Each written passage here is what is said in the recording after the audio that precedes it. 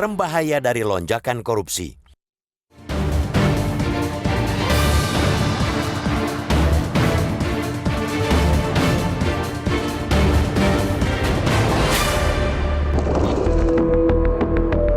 Semakin jelas mengapa korupsi sulit diberantas di negara ini, bukan semata karena jiwa busuk para pelaku, melainkan juga karena upaya pemberangusan terhadap budaya korupsi tidak terlalu menjadi prioritas dari para pemangku kepentingan.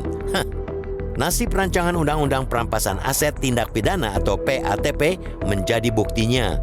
Pembahasan rancangan undang-undang itu mangkrak lebih dari 1 dekade. Pada Mei 2023 lalu, ketika Presiden berupaya mendorong pembahasannya di DPR dengan mengirimkan surat perintah Presiden atau Supres mengenai rancangan undang-undang itu, tetap saja pimpinan DPR bergeming.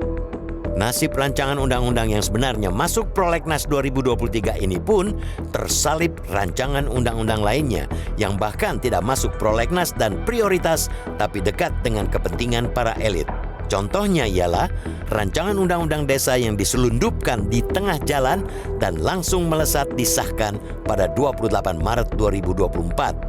Contoh lainnya ialah revisi Undang-Undang Kementerian Negara yang juga bukan prolegnas prioritas tetapi sudah disetujui Badan Legislasi DPR pada 17 Mei lalu. Mereka juga sesumbar rancangan undang-undang itu bakal disahkan sebelum pelantikan Presiden dan Wakil Presiden terpilih Prabowo Gibran pada 20 Oktober mendatang. Revisi Undang-Undang Penyiaran juga menyalip di tikungan. Rencana mengubah Bilet tentang penyiaran yang belakangan draftnya memunculkan kontroversi dan gelombang penolakan dari komunitas pers itu bukannya tidak penting. Namun bila dilihat dari sisi urgensinya, rancangan Undang-Undang Perampasan Aset semestinya lebih tinggi dan lebih genting mengingat tindak kejahatan korupsi di negeri ini yang tak pernah surut bahkan meningkat. Hal itu bisa dilihat dari hasil pemantauan yang dilakukan Indonesia Corruption Watch atau ICW sejak 2019 hingga 2023. Kesimpulan yang didapat, tren perkara korupsi di Indonesia terus meningkat dalam 5 tahun terakhir tersebut, pun jumlah tersangkanya semakin bertambah. Menurut ICW, pada 2019 angka korupsi sebanyak 271 kasus, lalu melejit menjadi 444 kasus pada 2020. Pada 2021 naik lagi mencapai 533 kasus dan pada 2022 lalu sebanyak 579 kasus. Lalu terjadi lonjakan perkara menjadi sebanyak 791 pada 2023. Kenaikan kasus dan tersangka yang konsisten itu harus menjadi alarm sekaligus peringatan bagi penegak hukum dan pemerintah di Indonesia. Tak bosan-bosan kita mendesak hukuman bagi para koruptor harus dimaksimalkan sehingga menimbulkan efek jera. Pada titik itulah, sesungguhnya siapapun tidak boleh membiarkan rancangan undang-undang perampasan aset terus mangkrak. Penerapan rancangan undang-undang inilah yang diharapkan dapat benar-benar membuat efek jera pada koruptor. Dengan Bilet itu, singkatnya, koruptor dapat dimiskinkan.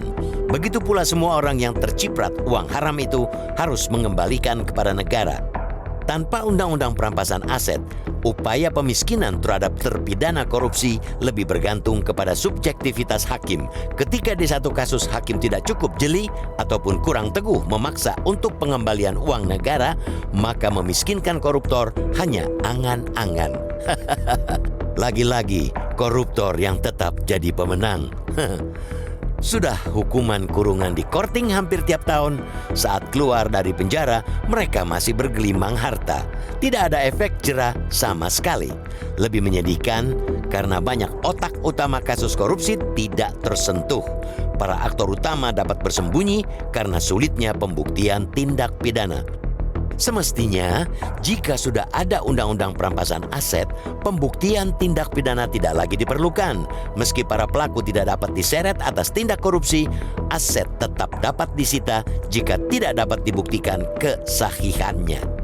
Selain itu, penyitaan aset juga bisa dilakukan meski sang pemilik buron atau tidak diketahui rimbanya. Karena itu, sejatinya tidak ada alasan logis untuk memperlama atau menunda-nunda pembahasan rancangan undang-undang perampasan aset. Di akhir masa baktinya, yang tinggal beberapa bulan lagi, sepatutnya DPR cepat tersadar bahwa membuang waktu dengan berbasa-basi soal pemberantasan korupsi, tapi di sisi lain enggan menyelesaikan rancangan undang-undang perampasan aset, sama saja akan menjerumuskan bangsa ini ke kubangan korupsi yang lebih dalam.